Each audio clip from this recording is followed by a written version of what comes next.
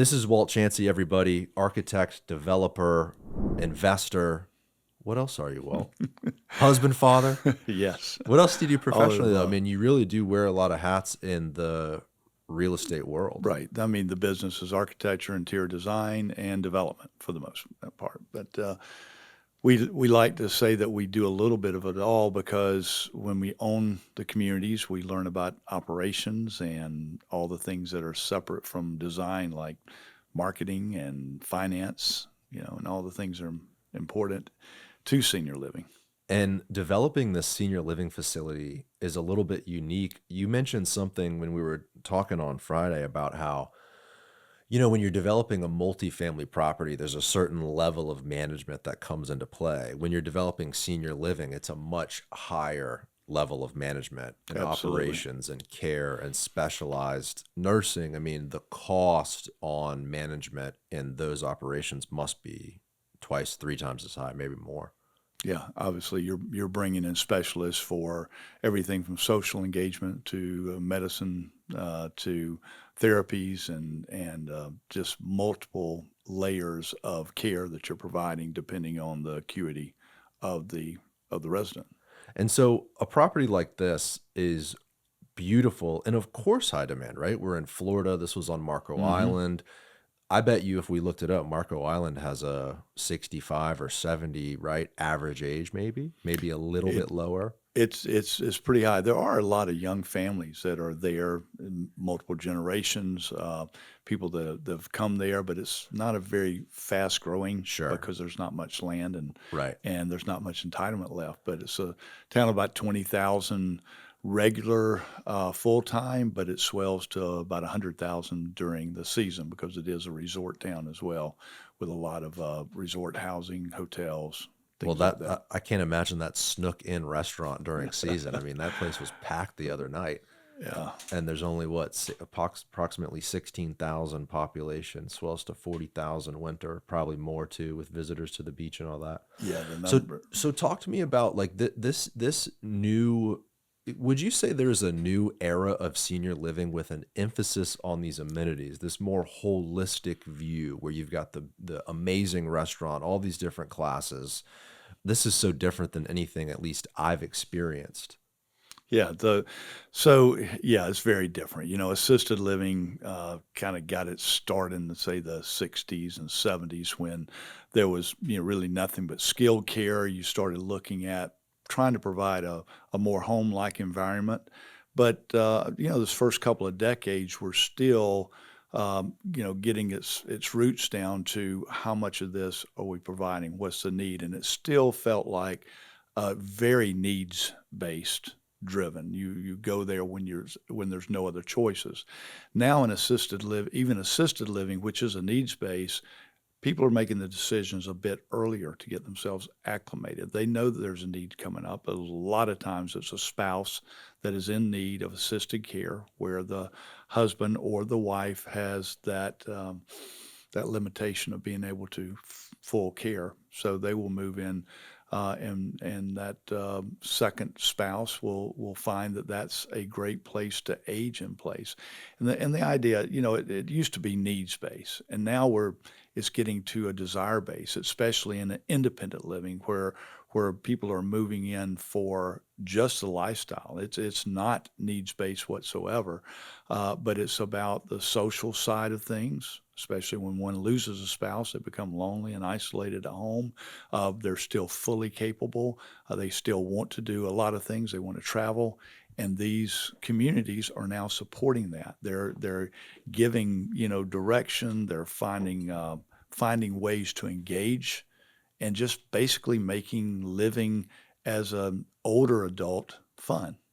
And so, where did this idea come from? I mean, we talked a little bit about how what's his name, David Freshwater, right, has been talking a long time for a couple of decades about this sort of higher level of attention to these amenities, and you've partnered with him on this development project and sort of brought this to life. Yeah, David Freshwater, founder of Watermark, along with David Barnes, they've just since now started retiring out at their age, but they were kind of my first mentors in senior living. I started designing projects for them about 30 years ago, and I learned a great deal. David was an architect by trade who became a senior living specialist and probably one of the top, I think, 8 or 9 largest operators in the country, multiple places.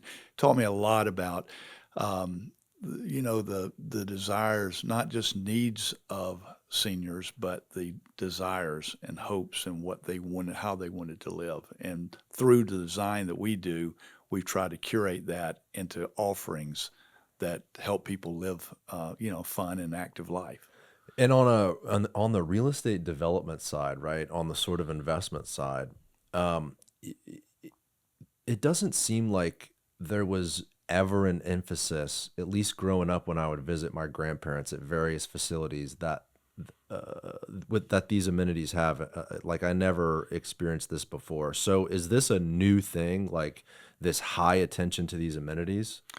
I think we're just getting, as developers and operators, we're getting better at it because Mm, the residents are demanding. This is right. what I want. They want to have experiences curated for them. Not unlike you traveling and talking to your travel agent about what you're going to do on your European vacation for the next 2 weeks. They're asking about what I'm doing for the next several years of my life and what are those opportunities.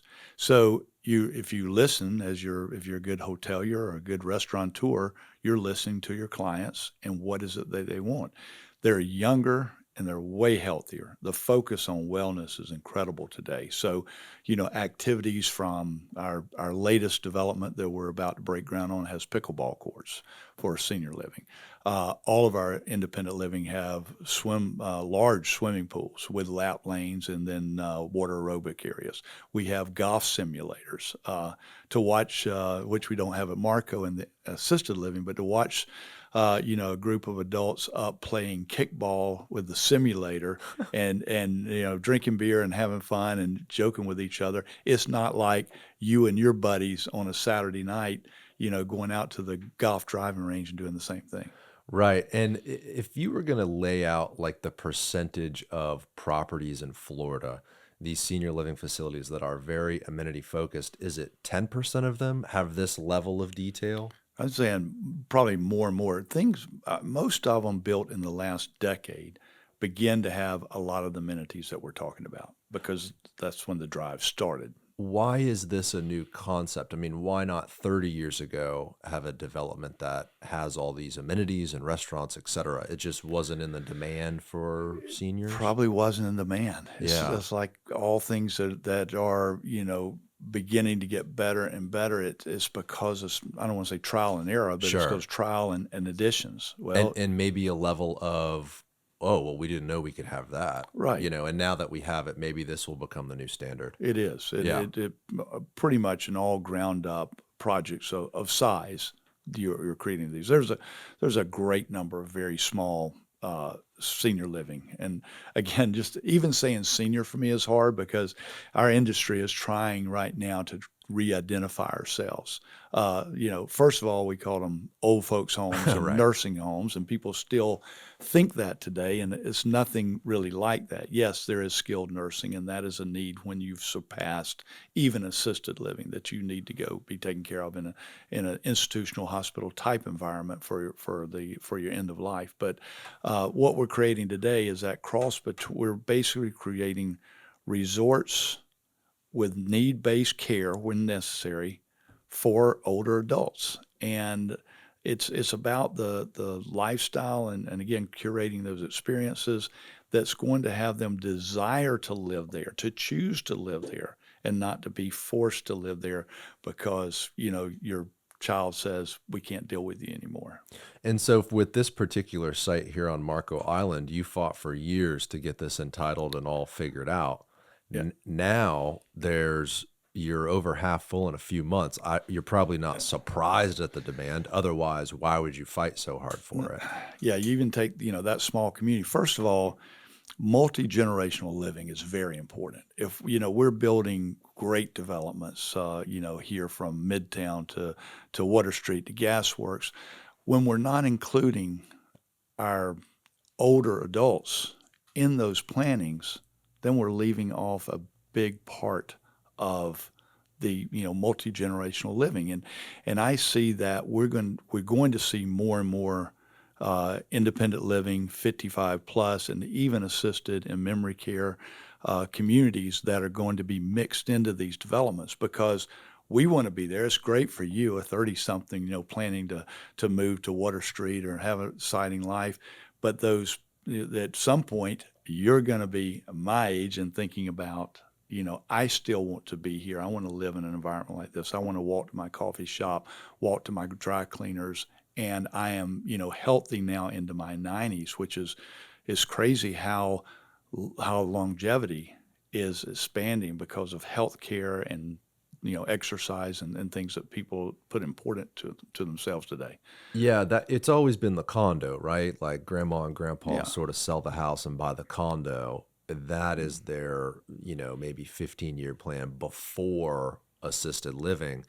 Maybe moving forward or in the future, people will just go straight to assisted Yeah. living because it comes with the component where they can stay from retirement Right. all the way to end of life. Right. It's similar. It's similar to buying the condo, but what you have there then is both the social activities, more people like of kind that you want to be around and hang out with, and then it has, great food and things that you want. Then having those communities located within other developments is even more special to be able to, to hang out, walk to a movie or to the Lightning game or whatever.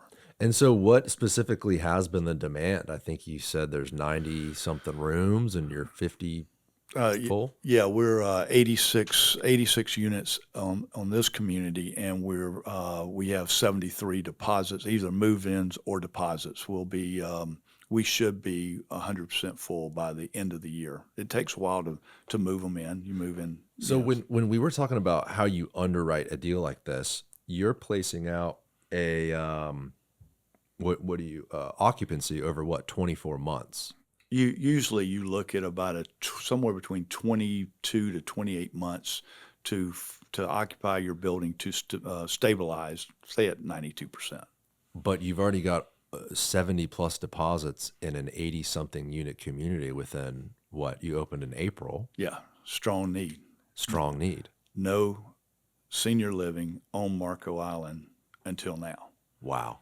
Do you believe that most municipalities and most areas of Florida and even cities and all that have a similar demand? Because I don't see a whole lot of these properties around. Again, my family's sort of looking around now. This is so unique. It's not like there's 10 of these in every town. Right. And Tampa's got our share of good communities, but we also don't have much new stuff, much Yeah. new being built. Right now, it's across the U.S. There's not many people can get out of the ground, but Tampa, for instance, is at 90% occupancy across the board on average. 92 is full stabilization, so that takes into account some of the mom and pop small ones that don't do well, some of the way older communities that are just barely surviving or thriving. The communities that are built like this today or that are relatively new, maybe in the last decade, are almost all 95 and 100% full because Wow. and with waiting lists because there's not enough properties, and that is only getting much worse because of the lack of new construction since COVID for the main part. And as a developer, this is an exciting sort of moment because Really we're on the exciting. onset of a huge demand wave for Right. something you've been working on for quite a while now. Right. So silver tsunami is coming. Everybody's using the term. The first baby boomer turns 79 this year. So here we are with the onslaught of the number of baby boomers that are aging into senior living. That 79 is kind of that perfect threshold to think about independent living. A lot of, say 55 plus active adult, they're already there, and those are even being built more and more, and that's great. But That age when you really start thinking about this, we're getting a lot of people that now have the means to be able to look at these communities, and they're looking at them in a different light than they might have been 10 years ago. Yeah, I hope the connotation of these living facilities changes because it's sort of daunting to and I can see the disappointment in my grandfather like, "Oh, I'm going to be stuck at one of these places," but I'm not quite sure he's experienced something like I experienced a few days ago. And I think if he did experience it, he would rethink what it means to live out the rest of his life, because it's challenging for a grandparent to move to that next step because I feel like they think they're giving up a part of their life. But to me, I mean, walking around this facility with all these different, I mean, you're doing Tai Chi and yoga, and you've got this Italian guy whipping up cappuccinos and these incredible, it's like, I mean, we were joking, we would put a deposit on this place. So I think if I can get, or if we as a society can get our older loved ones to experience this, their mindset will shift. And hopefully by the time I'm ready to move into a place like this is the standard, right? I think we talked about that at Marco Island, where hopefully the standard will raise across the entire board. Right. I think you're right. And some of the to do that, we're trying in a couple of communities respite care, so that you can somewhat try it before you buy it. If you think about communities that are just opening, right, that have 150 units plus, and it takes a couple of years to fill it up, you're sitting on inventory and apartments for a while before they're used. So we're beginning to furnish some of those and offering, come stay for a couple of weeks or come rent for a month. And instead of having to contract or lock in or pay a community fee, you're just coming and trying it. And what we're finding is it's really enlightening to most people that are doing this. And that's across the board in other communities. People are trying this and they're going, wow, I didn't know it was like this. So what do we need to do to build 10 of these in every community? I mean, I think that this city specifically needs something like this. Yeah. There's certainly a gap here, but I would imagine there's a gap in most markets. Well, there are. You know, we talked about Marco not having, there was no zoning for what we were doing, right? Not an understanding, even though Marco's I would say, an older population, or at least a large majority had an older population there, but still didn't really quite understand what the senior living of today is. We've got, zoning codes that don't address this. They'll call it, yeah, and you can have an assisted living, but most of those codes were written when assisted living was more just needs based, and didn't think about what today's living is. And they don't think about, less traffic because there's less drivers. You're going to have buses and cars that take you. We have a bus and an automobile that's going to take you to your doctor's appointments and things like that. And maybe a boat, Yeah, apparently. maybe a boat. Maybe a boat. You don't have school impacts. It's very quiet, versus we talked about this hotel development and restaurants where it's a lot of activity, which is great for neighborhoods, but it's also can be disruptive and late night. This is a very quiet, very low impact use, and we need to have a little bit more incentive in both zoning regulation and in permitting to allow more of these communities to be built. It's sort of shocking that Marco Island wouldn't embrace you with open arms on a development like this. And specifically because there was no use that was defined as senior living. Right. And there was no density remaining on Marco Island. They've kind of used out their density. And because this could be, if we were nursing home or the way assisted living was originally defined, it was more institutional. So it wasn't defined as density, it was more intensity. So we were basically getting both sides of a bad deal. We didn't have any density, but they didn't want the assisted intensity either. So we had to educate first the public, and to educate the council and the planning boards to what it was, to a lot of doubters of what we were building. Sure. And now that we have created that community, I think for the most part, were very well respected and embraced today. Yeah, And therefore, I think they get it and can realize that we probably did not build enough right. units, even though we wanted to and got cut back. The executive director of the facility, Robin, was saying that how the municipality is saying, "Hey, how do we move forward and sort of maybe do more?" They Yeah. seem a lot more collaborative now than initially. Do you anticipate sort of that struggle or challenge with other projects in the recent, future, just because it's a little bit of a new thing? Yeah, somewhat. For instance, here, memory care this week is already filled. So we're going to have, on a needs base, we're going to need more memory care units, which we don't have zoning for. We will have discussions about trying to expand in the future, and we need to first just finish, filling. But I think you're going to find that when there's a needs base, we get a lot of support and embracement. But there's also, as you said, it's a desire base, so it's a senior living that somewhat is, density driven, and therefore is a zoning available for that density, like an apartment building might be with independent living. On the underwriting side of it, land is very expensive now. Debt is expensive. Everything is expensive. How do you make the numbers work on something that has this? I mean, look at this photo right here. This level of design in this place is very high level. You've got the restaurant, the amenities, all the above. We talked about how it's very expensive to operate, specialized care, etc. How do the numbers shake out on? Well, they really haven't for the past 5 years. If you notice, uh, there's been very few senior living developed across the United States Yeah, since COVID. As first COVID dinged us a bit. We had a great run from about, I'd say, 2010 or 11, 12, right out of the recession to COVID. And when COVID hit, especially in assisted living, we got the scare, that, and it shook the industry up a good bit.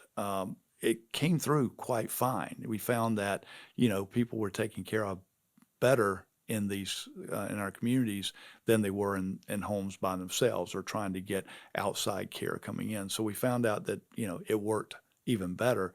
But because of that, because of the interest rates that shot up at that time, construction related to COVID, and then we lost because of COVID shutdown, we lost a lot of labor in the industry mm, during that time. So labor cost went up.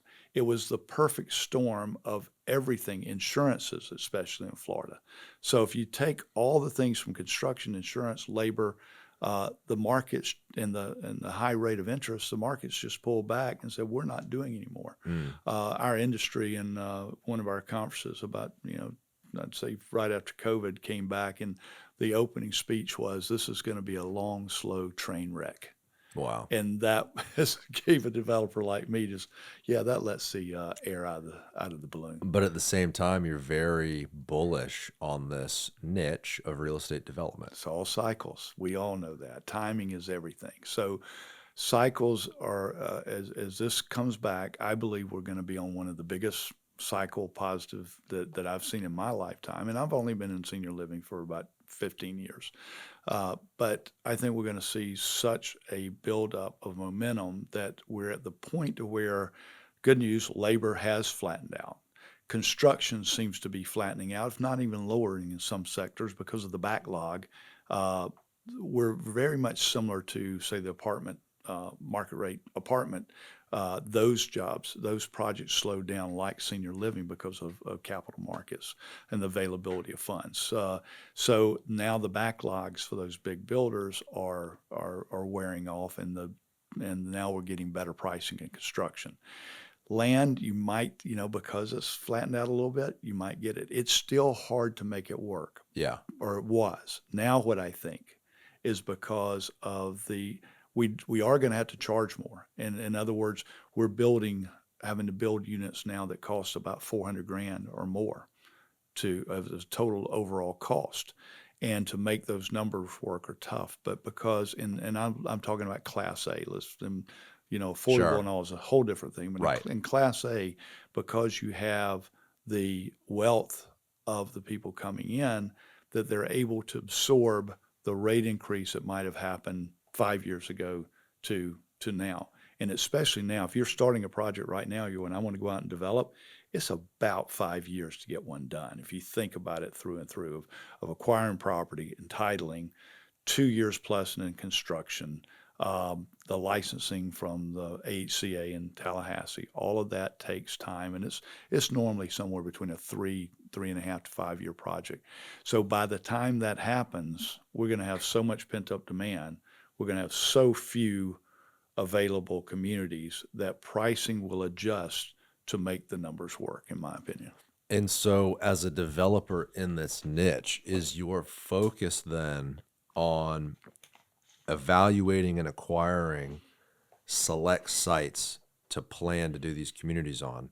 Because the demand is there. Yeah, So, are you just trying right now to find sites and yeah. investors? Is that sort of the emphasis? Yeah, I'm planning ahead. Yeah, So those I believe those of us who are out early are going to be the most handsomely rewarded. right. For getting out early, for getting that product delivered in 27, 28, 2030. So those are times when those middle of that baby boomers in 2030 is coming along. There was a quote at one of our last conferences that if we double the builds from the last 10 years, if we double that amount, we'll still will not have enough product to Whoa. offer in the next decade. Wow. So, Wow. Now, this is all sort of the pitch to the bank, right? The debt and the investors, right? Because they need to understand this unprecedented yeah, demand in this niche. Because it's sort of it's kind of a tricky thing, right? I think in my head, or maybe in most people's head in real estate development, it's multifamily, some of these mixed use projects. Those get a ton more attention right. rather than senior living. Is that a part of your pitch to gather capital to get these projects done? Is this data of the silver tsunami and the demand and all that Yeah. sort of stuff? Well, I think the financial institutions that are in the space understand that. They know Sure. they know more than I do about it. They know what's coming. You still have a lot of. It's kind of funny in searching for debt on one of our projects. We had a couple of banks going, no, we're just not doing senior living right now. And I'm thinking that and those are maybe the ones that don't understand, if they knew what was coming and getting ahead of it, then they would be at least saying, yeah, let's take a look at some things. And you have to be, one, you got to look at your market and make sure that I think the market studies and the deep drive into the market is the main thing. Because if you Mm, everything's it's almost like anything in development. If it sells, it's going to be successful for the most part. So you've got to sell or rent as long as you can find the buyers and you're in the right market and you've done your research, you've looked at your competition. And then the other thing we call, high barrier to entry, or, if you can find a place such as Marco, there's no zoning for another one. So I doubt we'll ever have competition in our lifetime. That's a good project. I'm Not sort everywhere's like that, of course. Right. Well, I'm sort of thinking Florida obviously has the highest population over, I think it's like 60 in the entire country, right? We're sort of known for retirement. People come here all across the country and are really around the world, Canada, et cetera, to retire. Typically, though, in the 60s and 70s, the people that would retire, and I can only speak on the west coast of Florida, as a residential broker there, we would see people from the Midwest come and they would buy homes. They would buy homes, though, because the homes were relatively inexpensive. Now, single family living is so expensive when you combine that with nursing care or any other specialized care you may need. You're going to be spending a heck of a lot of money just to come down here and retire and buy a home. I'm curious to know when more of these communities are built out, especially the independent living facilities. I Mhm. wonder if a retiree would look at those metrics and go, "Well, shoot, it's actually kind of a better deal to go with an IL living facility situation because a single family home, I mean, the property Yeah. taxes and the maintenance, et cetera, is so expensive. Exactly. And, you'll see a lot of the retirement communities, everything from the older ones of Sun City to the newer ones of Margaritaville, Sure. those types of branded. So you're seeing that active adult, and they are moving into those single family homes or duplex, maybe a townhouse in those communities, which really become a first step for maybe independent living. They're going there because of the liking kind, people their age, the activities, and all the social engagement that you would go for in independent living and possibly assisted living. Same thing. It's just a little earlier step. And you'll find that there's a point to where at the point you don't want to maintain that house and have all those, you want to have everything taken care of. You kind of like condo living, Right. that it makes a lot of sense. And financially it does. You talked about in-home health care. That's another great option, and it's one that works for a lot of people. But if you look at the price today of 35, 40, maybe even $50 an hour for depending on skill level. If you're just talking about basic care, you could be spending $35 an hour. You're getting some nursing or med management, you're over 50 an hour. Well, if you take an average cost of a somewhere in the middle of a five to $7,000 a month, and that is a total cost, including your 2 meals, your transportation, your care, and all of that. Break that down. It's only about 100 hours a month, 25 hours a week. So it's only partial care if you look at Right. the time. So that, along with a lot of our seniors that own their own homes, they have Social Security. We hope that lasts at least for this generation, and usually savings, retirement, those types of things. The value of the homes today, which can be in the average of Florida, 250 to 350,000. Some of the communities that we look at, they're upwards of $500,000 and on up. Just the value of that home can usually play out the majority of your life properly invested and then paying that monthly fee. This episode is brought to you by the official remodeler of the TBD podcast, Kohler House Remodeling Company. Built on the belief that every homeowner deserves a premium experience, Kohler House is redefining high-end home remodeling with their commitment to integrity, craftsmanship, and quality communication. Their work speaks for itself, from condos in the towers of Channelside to 100-year-old homes in South Tampa, creating spaces that are both stunning and functional. What sets Kohler House Remodeling Company apart is their dedication to not only transforming homes into beautiful spaces, but to elevating the standard of residential general contracting. From concept to completion, every detail is handled with care, ensuring a process that's as smooth as the results are impressive. To learn more, check out our partner's website at kohlerhouse.net, KOHLERHAUS.net. This episode is sponsored by Chancey Architecture and Interior Design. Rooted in the heart of Ybor City for over 35 years, Walt Chancey and his team are trailblazers in their field. Beyond their work across the United States and the Bahamas, Chancey has shaped some of the most iconic residential and commercial spaces that serve as gateways to Cigar City, including Casa Marti and Casa Gomez. What sets Chancey Design apart is their ability to preserve the soul and character of historic buildings while seamlessly integrating modern design and functionality. They blend tradition with innovation, creating spaces that honor the past while meeting today's needs. Check out their work at www.chanceydesign.com. Somewhere like the Villages, right, where it's been developed over the last 10 or 15 years with, I think there's over 100,000 homes. Can you look up the Villages and check the population now? It's really an unbelievable development. In the middle of nowhere, they've created this massive, basically retirement community. Is that area an area you would look at to do a facility like this to those that would move out of those homes and into a facility? We have in the past, and we work with some other clients who have built there. We just haven't been successful in finding our right timing at that location. So I believe it's RCLCO, just their reports labeled the Villages the number one community in the U.S. Wow. and Lakewood Ranch number 2. Wow. So Yeah. they're right here, Right there. just hour north and hour south of us. We have 2 of the fastest growing communities. A little bit different, meaning Villages is pretty much geared at seniors, especially originally, but that's not true because It's not true now in that there are, other people surrounding that area that is causing high growth there. Our project down in Lakewood Ranch is our next one that's about to break ground. We're just north. We're just about a mile north of Lakewood Ranch on Upper Manatee River Road, and that is going to be a 196 unit full continuum of care, which is IL, AL, and memory care. And it will be what you saw in Marco plus some. And Wow. the activities and things that will be there. That's where we have the pickleball courts and the pools and golf simulation. So, and it's there adjacent all the growth that's happening out in eastern Manatee and the Lakewood Ranch. So we're really excited about getting that one.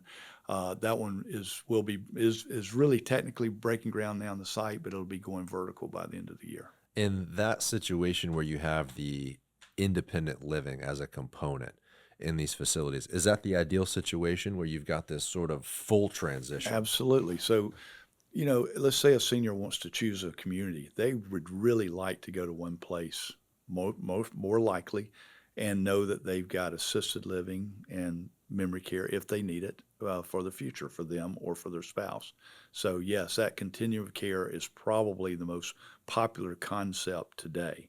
We would have done that on Marco. We tried to do that on Marco. They would not have allow us to do the independent living because it was too much density driven like an apartment building that the council thought. But we're seeing now that the couples are moving in that are somewhat or very independent, but still coming to assisted living for the Wow. licensure and the ability to have the care when you need it. And people would typically have to go over the bridge onto the mainland to find a senior living Yeah, facility. back in Marco, yes.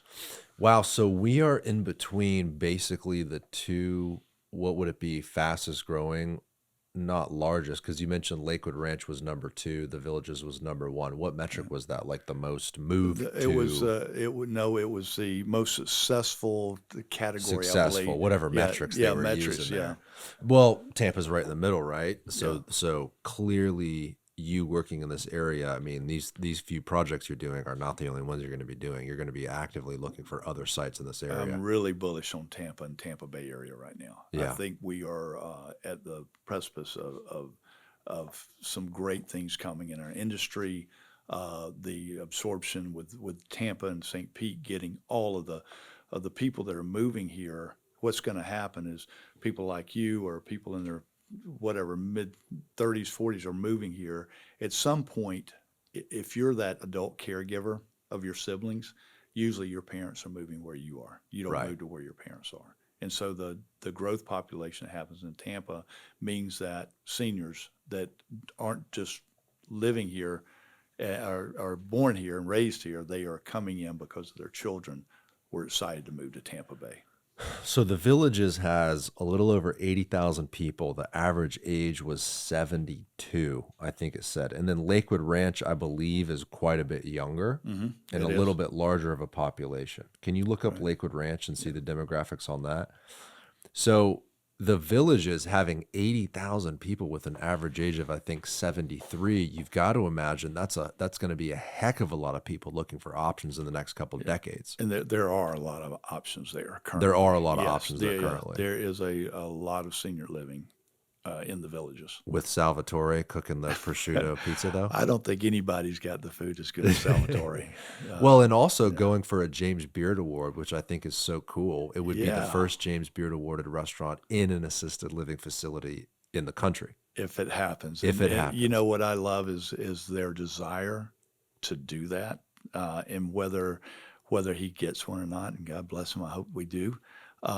The idea that you could consider doing that and their desire to do it just as one more thing that makes this so unique and so exciting. 100%. So Lakewood Ranch, median age 52, right? So Yeah. you probably have mostly people that are not retiring, people that are families that move here to continue a career, to start a new career, just to move to Florida. That's Lakewood Ranch. Yeah, but The Villages is more of a retirement it community. is. Lakewood Ranch has some very successful senior living also that is mostly 100% full. If you take their one project, Grand Living, which I would say is going to be our biggest competitor, although we're about 11 miles apart, they are ILAL memory care, similar size in what we're going to be building just north of Lakewood Ranch. They are 100% full with 100 people on a waiting list. Wow. Yeah, Wow. 100 people on a waiting list. That's pretty crazy. We have 50 on our waiting list here at Citrus Park for our independent living, and that is, really, really good. This also Uh, looks like a new yeah, facility, Grand Living. yeah. This is about 7 years old, and it's similar to what we will be building at. If you'll pull up when you get through this, David, pull up Watercolor Place. I'll show you the location of that and some of the growth explosion that's happening in eastern Manatee, and even to the point that county commission is now considering a moratorium on growth in eastern Manatee County. Type in because this is the medallion, so Yeah. this is probably just the single If family yeah, homes. go to if you just want to see a map, we'll look up Hue Apartments, HUE, and it'll put us right next door to our Look at site. that satellite, though. I mean, look at that Yeah, growth. and And Lakewood Ranch is only about 30 years old. That was yeah, all pastures 30 years ago. So you right. you think about the amount of people that forget for a second the retirees that are moving here and the people that are 70s and 80s moving here. The people that are just in their 40s and 50s that are moving here. In the next few decades, they are going to be looking at options like this too. Shit, we all are, right? Hopefully, we all get the opportunity to think about. All right, zoom out a little bit, David. Walt's got the laser pointer now. Yeah, you showed Better me how watch to out. use this thing. This is our 5-acre site right here. Um, Port Harbor Parkway is a parkway that runs all the way over to the Interstate 75. This road right here is Upper Manatee River Road, and it's being four-laned as we speak. This is all development by Medallion Homes, where the first, the satellite's a little bit old, of Sure. course. There's another apartment complex built here. Most of these houses are infilled here. Most of all these are built out and sold. But then if you zoom out, there's communities like Waterleaf up above us here. So this is Manatee River. If you look from here all the way to 75, nothing but rooftops. And these are well established Mm. rooftops. This is development. I'm not sure the age, but I'd say most of the houses it looks to be 25, 35 years old. And if all of this surrounding rooftop here, there is no senior living until we get back. There's 5 miles this way. There's a couple. Grand Living's 11 miles to the south. This is older But vintage to the east, right? this is a little bit older vintage, but actually some of this is newer too. You got Del Webb just announced 10,000 starts in Parish. 10,000. 10,000. They got development rights for 10,000 for new Del Webb, and that's 10 miles directly north of our site along this river here. The other thing, we're in a coastal planning area here. So we talked about barrier to entry. One of the advantages we have is right along about this road here from the river is a coastal planning area, which they have declared there will be no medical, no senior living, no assisted living ever built in that planning area. And we're not in a flood zone, we're in an X zone. But what that does is that knocks out anything about a mile north and south of this river for ever having any competition to what we're doing.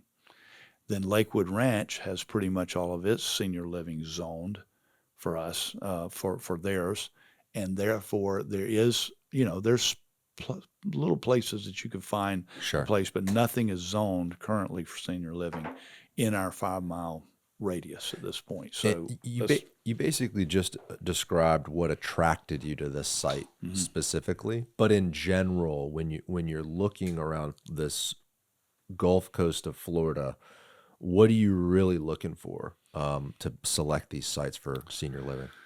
Well, top, you kind of look for the population. You look for that 75 plus population. You look for the income and look for housing values. Those are kind of the indication says for us in building Class A communities that the wealth is there, the housing values are there because people are basically selling their houses. By the way, it's a good point that as interest rates drop and residential single family gets hot again, there's people waiting to come into seniors that want to be in there Right. that don't want to sell their house today because the values has flattened or dropped, and they're Yep. waiting for that next rise. When that happens, that's just going to be a more domino effect to the move-ins. But that's what you're looking for. And then lastly is penetration rate. How much competition is there? So we've looked at some places that are really good, but there's two new ones that's popped up. They're just starting to lease up. You're looking at timing. How much penetration can you get receive the market? And that's probably the drivers. And we have a spreadsheet about as long as this table where we look at all the metrics, and then we compare all the ones we've done before in the past. And we look at some that were like average in some metrics, but have knocked it out of the park, and others that look better that have slowed a bit because of competition. But I think if you really, really drill down, you've got a successful project with the data if it's analyzed properly. And so with this site here, you were describing that coastal area. Was that after you had already secured this Yeah, property? we're It's essentially grandfathered in. Yeah. Wow. Wow, that's huge. These look like older homes to the right. This community, this with the dark green. Yeah, there's some older properties in here, but there's some new ones too. This is all That's just all south of new. us is all Yeah. real. When I say new, you're talking about 30 years old, but these are Right. well established, well valued homes too, like in these communities. And then zoom out, David. Just let me get sort of this like south. This is Manatee Right. So County. here's Bradenton. Got it. So this is the top side of Lakewood 75. Ranch before you go over to the Manatee Lakewood River. Ranch is running right along. Oh, excuse me, right here Mm-hmm. to here, pretty much Yep. here. That's that block right there. And then north of the river is Parish, just so we're Correct. getting like the bearings correct. Right, and you see a lot of new developments that are not even on this map that are along the river. Some pretty much higher end. This is the Ellington Outlet Malls here.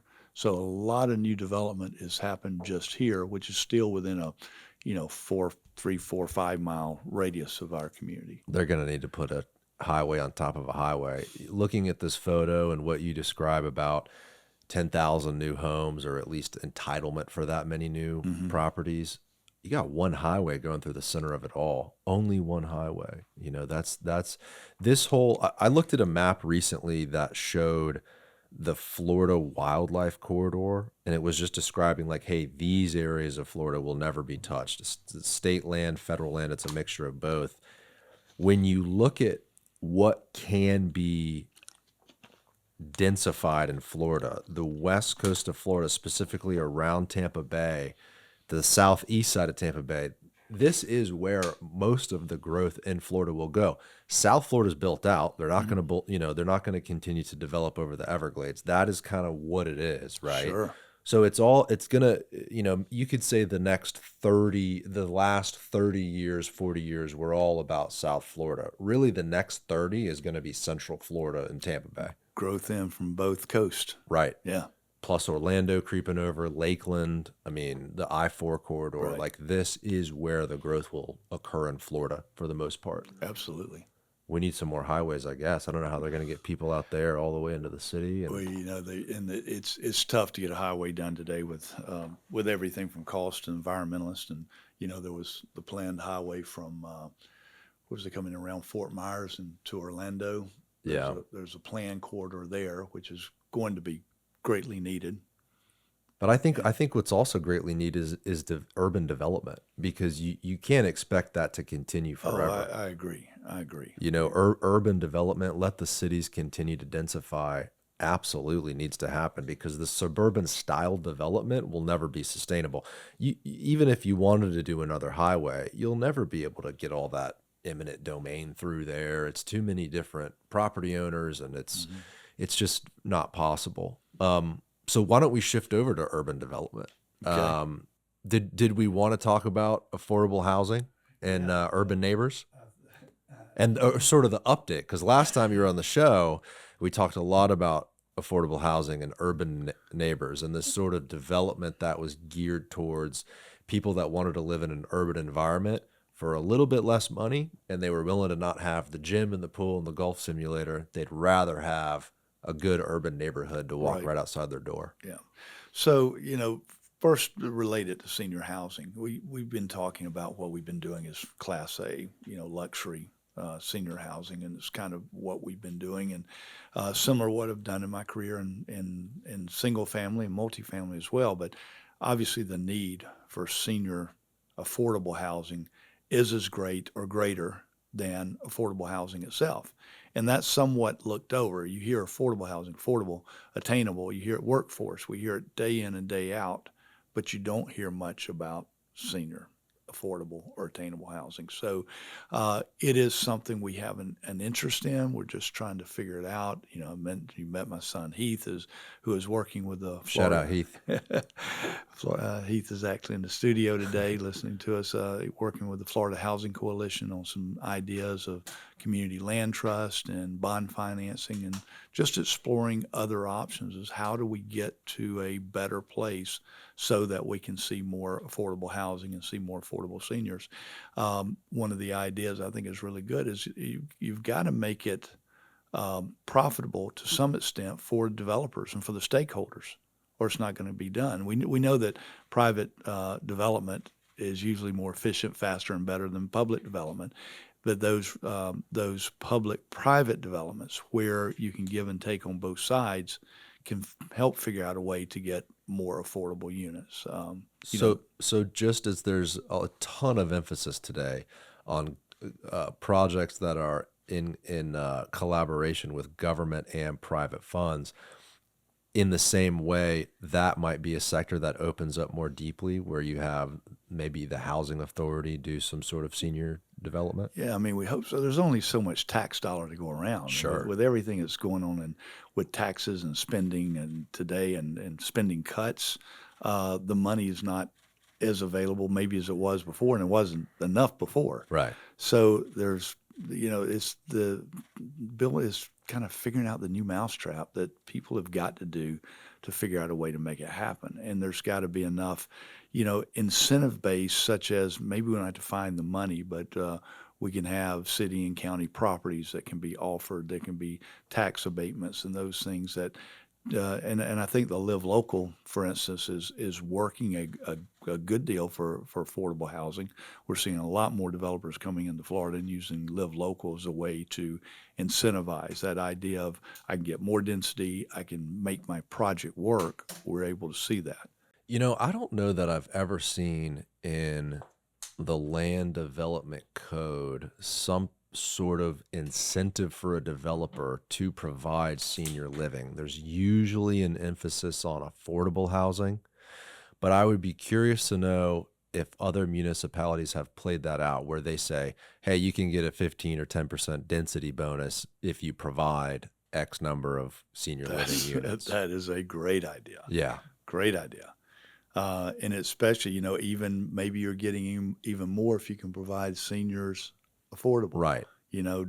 Get double the bonus. Given the demand we've talked about, it sort of makes sense, right, for the government to implement something like that.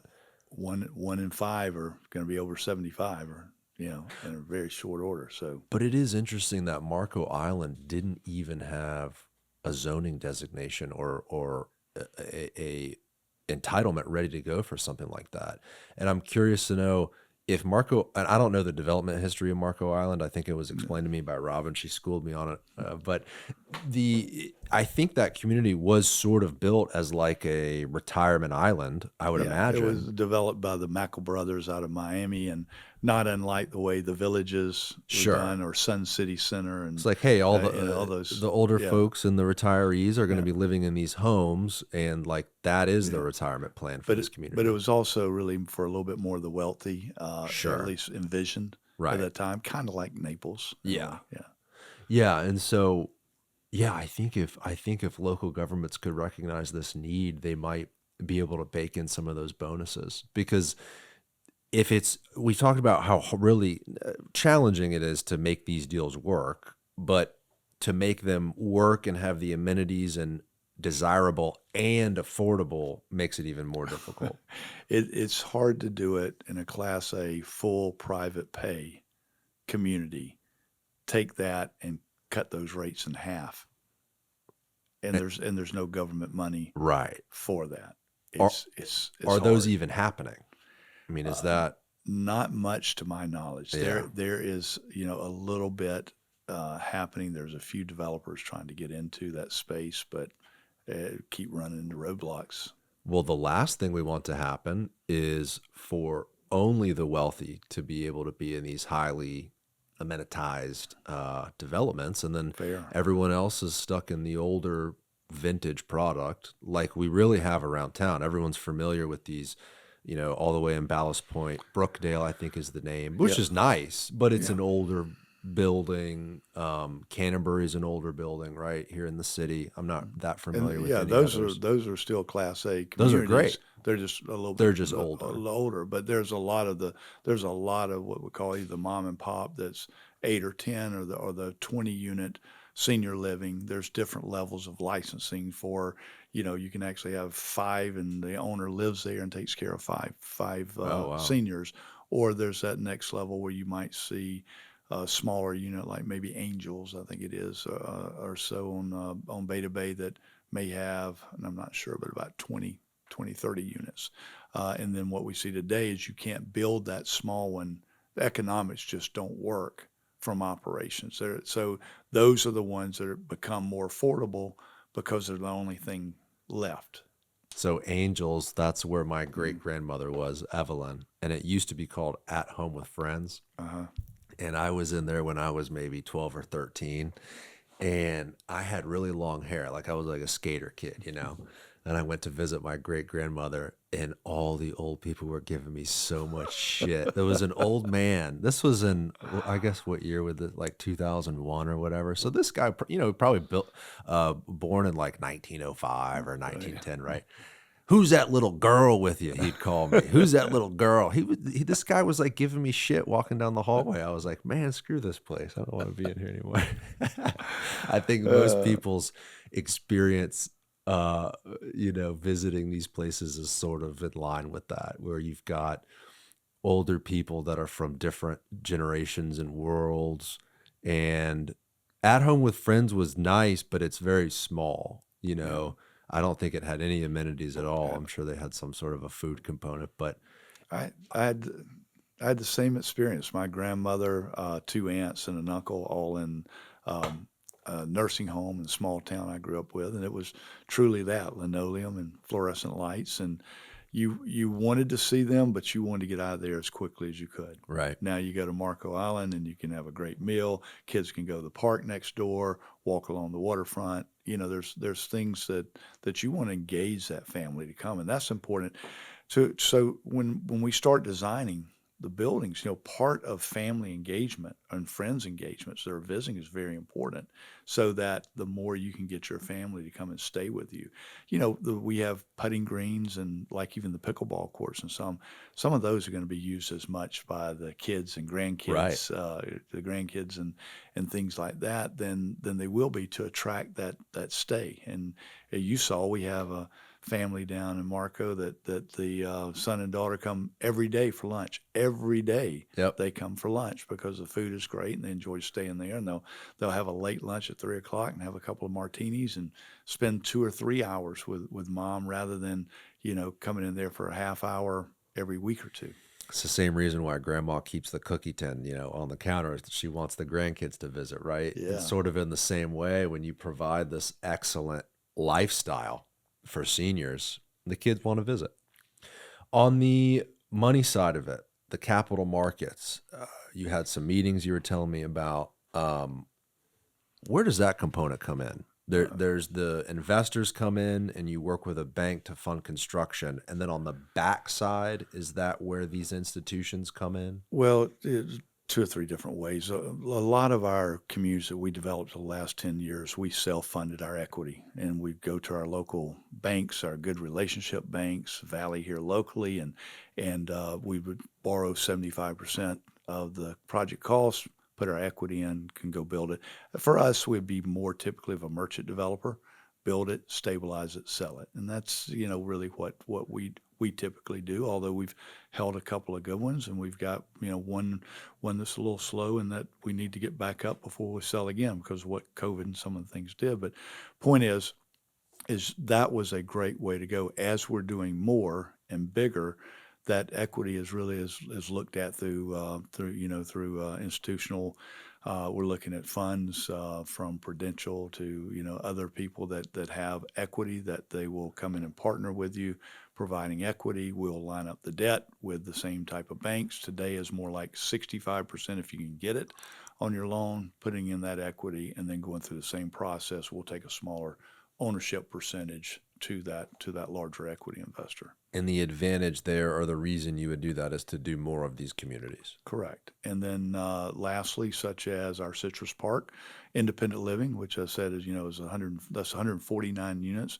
We've been full for 3 years. It was leasing up during COVID. It took a dip for about 3 or 4 months, and then leased up, and it's been full with a waiting list.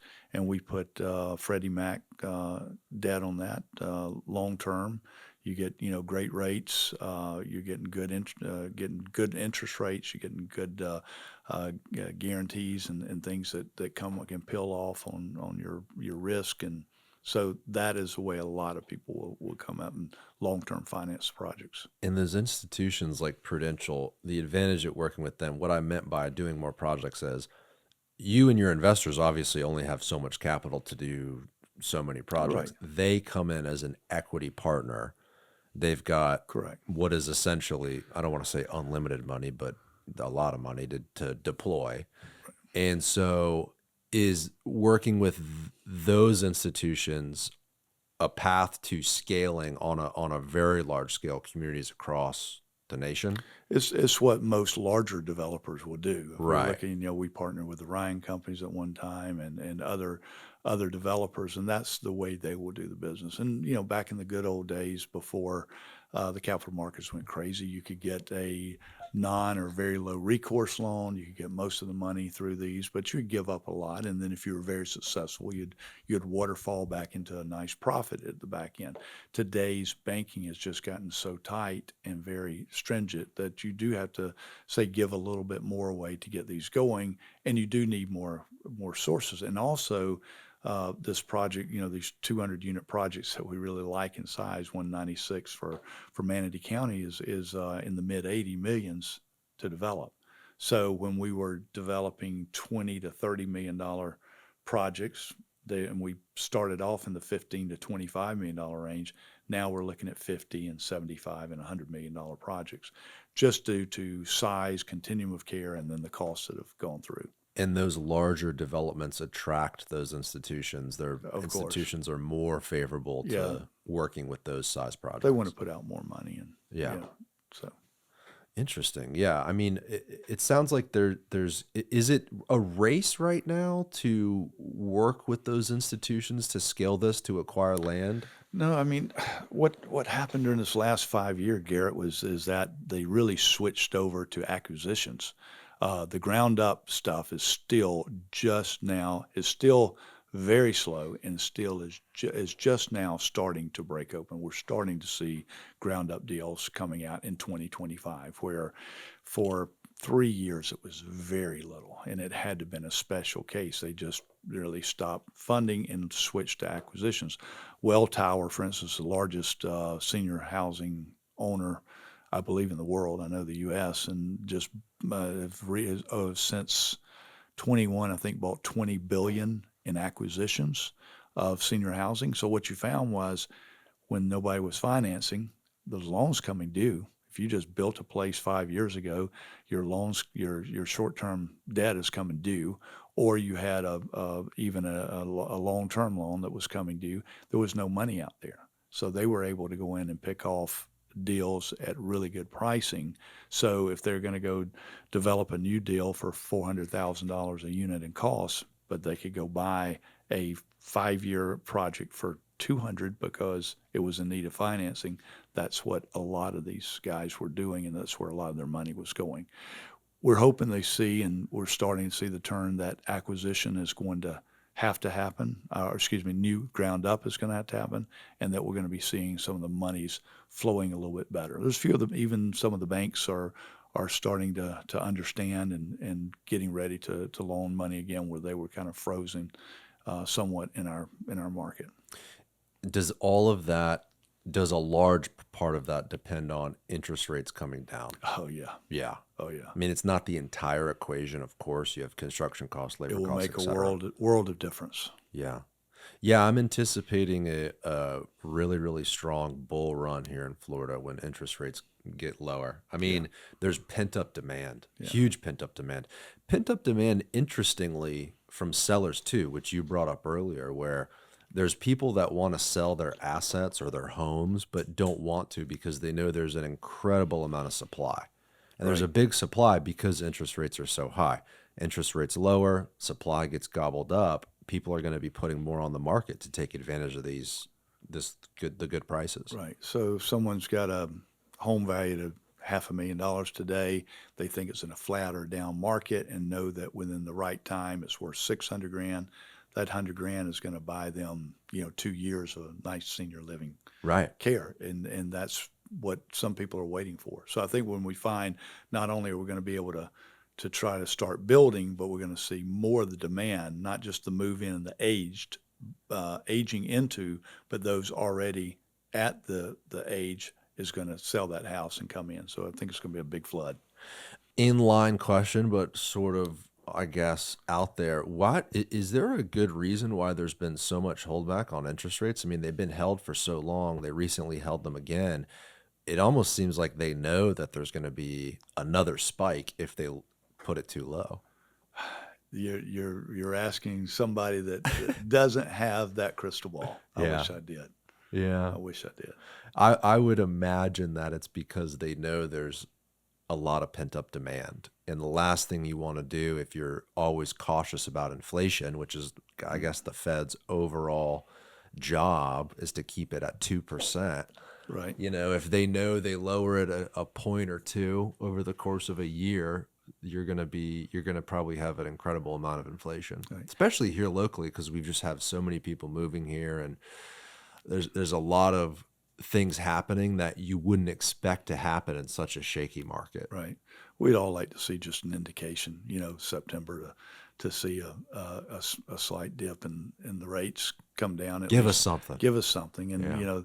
they didn't lower them at the last meeting, but the indication was, well, maybe it's the next one. Give us a little reason to get excited. And I think and for everybody that I know that's way smarter than me in the financial world, feel like, this time next year we're going to be in a way better place, that we are going to start seeing movement, and we're going to see our industry be able to develop again and provide the housing that's needed for the seniors. And so that's why there's an emphasis on site acquisition and Yeah. evaluating these sites because you want to be ready for that Yeah, market. it's like I said, just to get one ready, designed, and teed up from today could easily be 2 years. Wow. So, Timing it perfectly. yeah, hope so. Are you still working on Urban Neighbors? Do you want to talk about the Yeah, evolution of that? yeah. So we put Urban Neighbors Ebor a little bit on a side burner, working with Daryl Shaw on some properties he has, and he has a lot going on, as you know.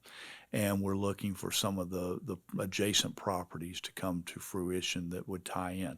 I think everything that we're doing in Urban Neighbors depends on, it's such a when you're dealing with attainable workforce housing and not being an affordable developer, to make the numbers work is difficult.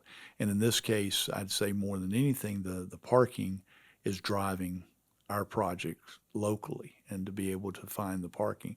We're currently working on some options. We've had some interest actually from some of the institutional guys, because they have so much percentage of their money that they need to put in affordable housing and workforce due to their fund requirements, that they're looking at it. So they've kind of sparked a new interest in us.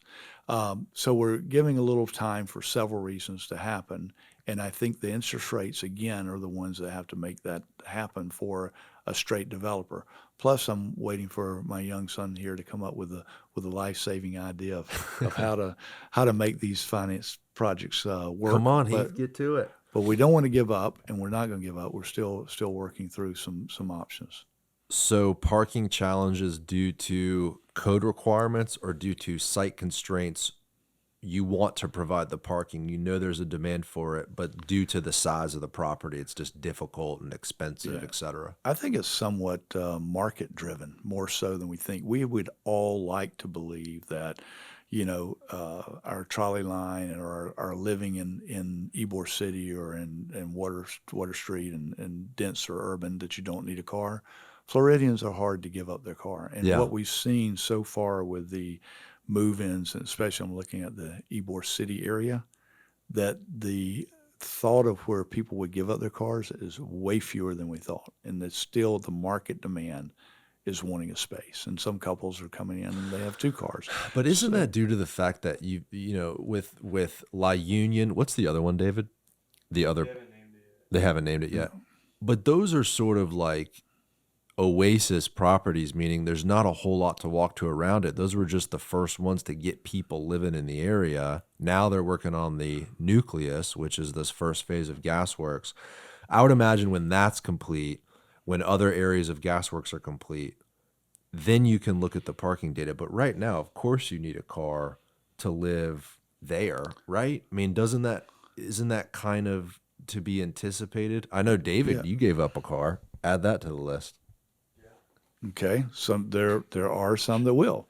We designed Marti. We talked about that on our last podcast, and what Daryl's doing the great things. But I think we're finding in true operations that even though the people will walk and use the transportation that we have, they're still going to have that car when they want it to To go go to the across beach, town, whatever. go to the beach, Sure.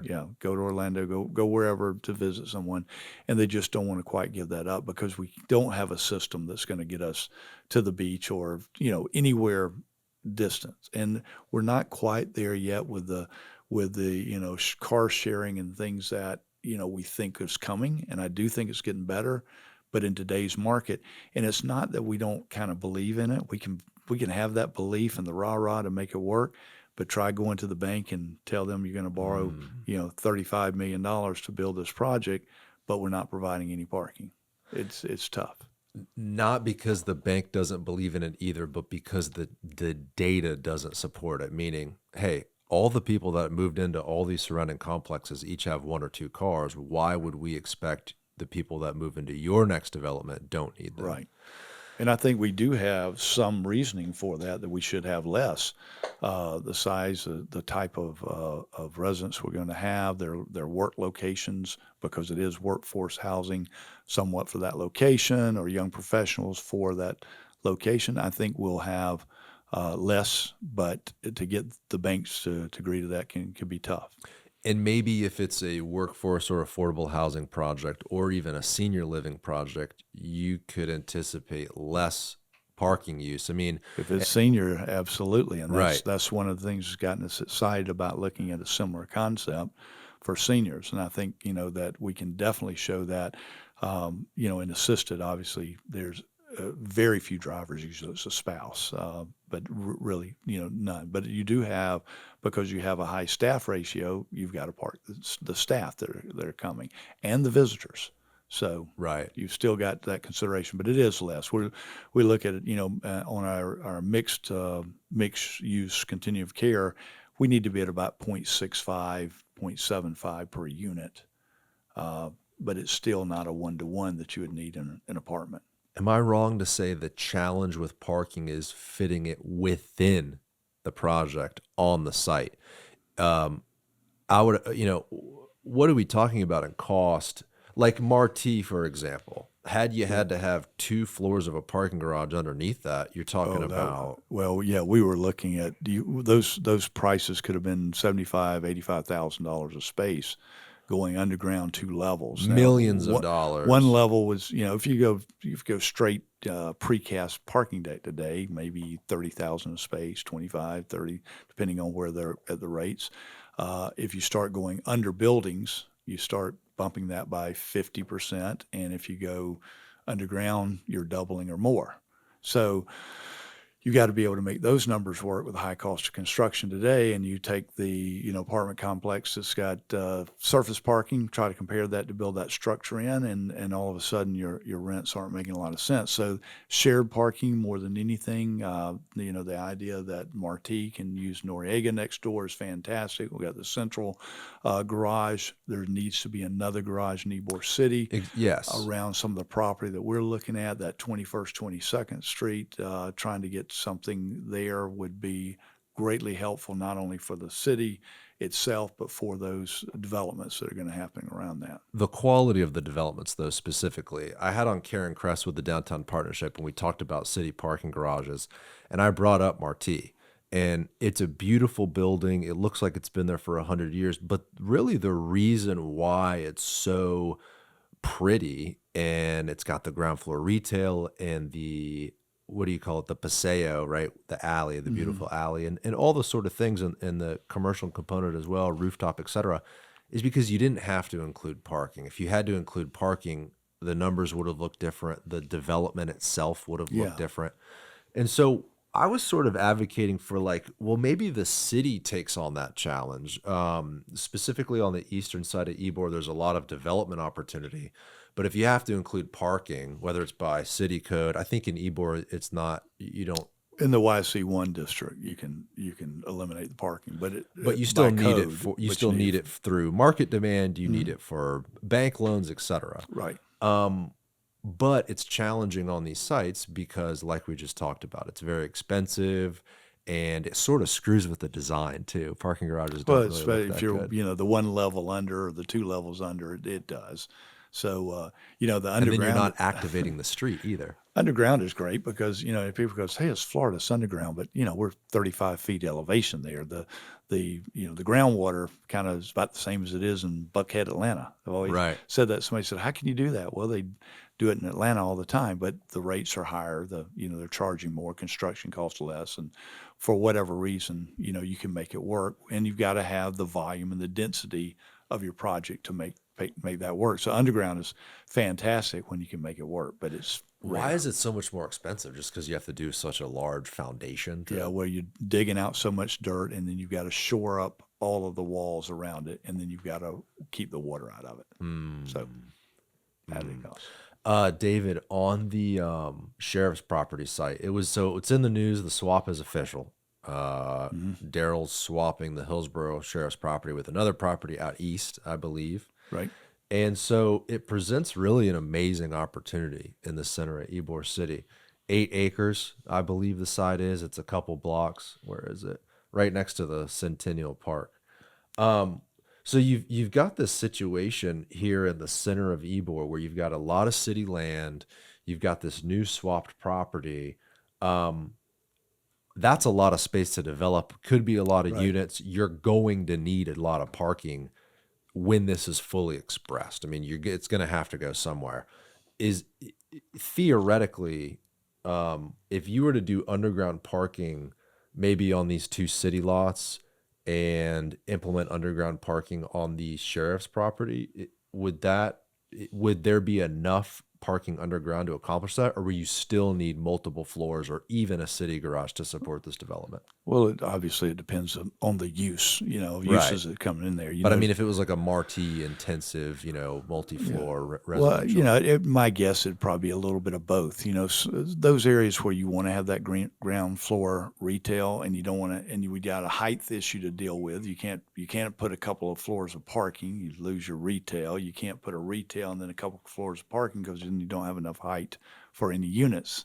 So it's probably a balance, and I think that a freestanding public or private public combo garage would be great to put here near this development Mm. of some large size that then could be divvied out to the developers. They can pay for part of it. Each developer that's doing something could share in that cost. The city can help go and get it going for the bond raise, get it built, and then it's kind of like Noriega. I don't know if it was intentionally built that way, and it was a lot more thought that the school, the HCC would use more of it, but they built a big garage, made it happen, and now it's advantageous to the developments around it, such as Marti, and my office, my people park there, and so it's those types of things have to happen. And yes, we'd love to have more underground if you can figure out the affordability. My whole thing is as Ybor grows and develops and fully expresses itself,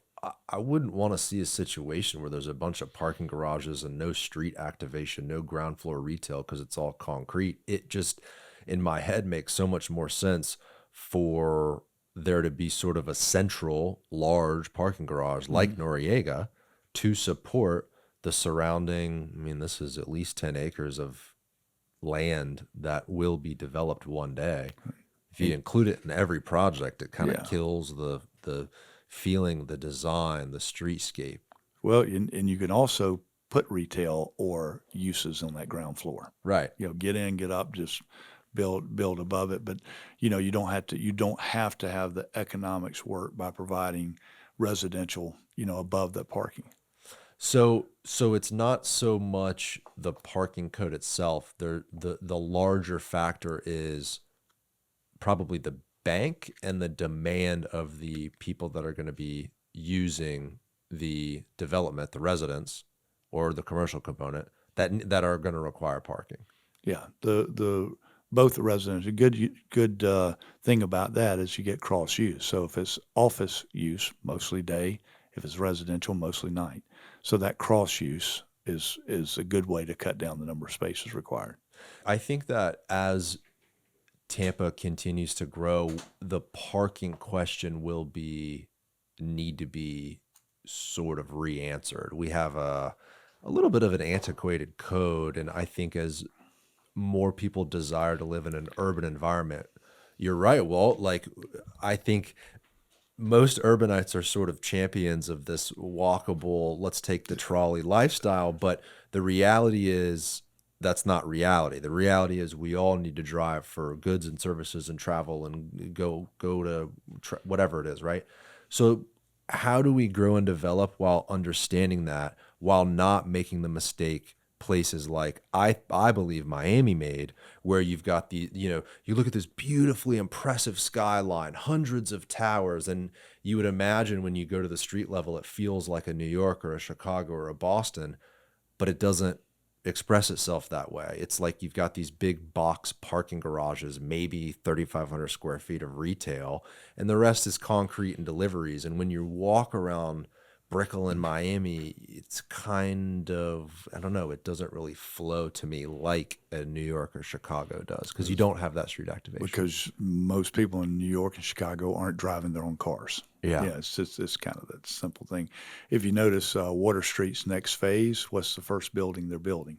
Yeah. Parking garage. Parking garage. Yeah. So I hate to say it kind of starts with parking. I am hoping, and we all believe the future, there will be less cars per capita, and that there will be better mass transit here in Tampa. There will be more opportunities for car sharing, etc. But you have to, if you design those garages where they can be converted, then think about that to where, and that is happening in places. And Yeah. we know if you look around Tampa, look how many parking lots you see. It's Look how many. It's it's just unbelievable, crazy really. the It is the crazy. number of lots. So it means you've got parking in some places that is not needed, maybe during the day, some of the office, but it's completely dead at night. It's taking opportunity away, and then you've got some places that need it, they can't afford to build it. So Think how Water Street has designed their parking in a way where you can have that nice streetscape. Like Water Street has done the central parking garage, and then the other buildings don't include parking. If they do include parking, like Heron and I believe Asher, mhm. it's integrated in a way where you don't feel like there's a parking garage. Whether it's the way you look at the building, you can't see it, or on the street level, you Yeah, still have that street activation. well integrated. I That agree. might be that middle ground solution where yes, you do provide the parking to recognize the market need, the need to obtain financing, etc. But then you also don't just build this concrete box that can only be used for Right. one purpose for the next 50 years. And don't get me wrong, but with the rents and the sales prices at a Water Street, they can afford to build the parking. They can afford to integrate them nicely. You go to projects that may be like the Marquee or Urban Neighbors, those funds aren't available in the development capital stack to make it work as well as you do when you have such a high-end product. And the new parking garage that was announced, David, you could pull up the Business Journal, or we even posted about it. Look at the intention behind that parking garage. I mean, I think it includes like 30,000 square Mhm. feet of retail, Yeah, rooftop it's component, got bottom and top with bottom and top, parking between. It's cool. really creative Yeah. sort of design on the Mhm. exterior. You know, when you see something like that, you can kind of get behind it. At Right. least I can. And now that building doesn't financially work as freestanding. That's the difference. It's supporting all the things around it. So again, take Central Ybor or the 21st, 22nd quarter, be able to have that parking first, still with street presence, maybe something on the top, and then let that share with the developments that happen around it is a great option. Sort of like a catalyst, right? Yeah. To and frankly, that's what that's what those city garages were and are that were built 20, 30 years ago in Ybor. And they work to help development around there succeed. So maybe it all does start with parking. Maybe that's a new way the city can think of redeveloping an area, is providing a similar garage where you include a rooftop use, a ground floor use, partner with small businesses, get local vendors to get in there, city owned, Hmm. you know, and then it can be a catalyst for surrounding development. It A would lot be of great. people wonder why do you think well, people were a little bit upset with new parking in Water Street, but if you're a champion for the success of that project, you got to recognize they need parking to get the people in to buy the bowls of Naked Farmer and to go to the rest. Like you Exactly. got to get people there, which also highlights the greater conversation of just transportation in our area. We need more alternative ways and trolley extension, Absolutely. right, et cetera. Absolutely. But you kind of have to understand that something like this is necessary for the success of the project, even phase one. What's built there, right? They need more parking. That's why they're doing this. And of course, to anticipate the needs of phase two, they're going to need even more than that. Walt, Chancey, it's been, I think you had something at noon. It's almost noon here. I appreciate you being here today. Did we cover it all? Wow, I think so. We got a lot, but there's a lot more we could talk about. I gotta stay with you on the senior living conversation. I totally can see this paradigm of the gray tsunami and the needs here and dealing with it in my own family. I totally believe what you believe. Yeah, So next time you come on, you'll have to give us an update on how it's all going. will do. I hope we're in good times by then. All right. If you want to reach Walt, I mean Walt, you're happy to take, advice. You're looking for investors, all this sort of stuff. Do you want to share your email, or how can people contact you? Oh yeah, I'm pretty easy. It's Chancey Design or wchancey@chanceydesign.com. Check them out, people. Yeah, thank you. All righty. Thanks again, Walt. Thank Appreciate you, you being Garrett. here. Thank you, David. All right. Bye, everybody. Bye.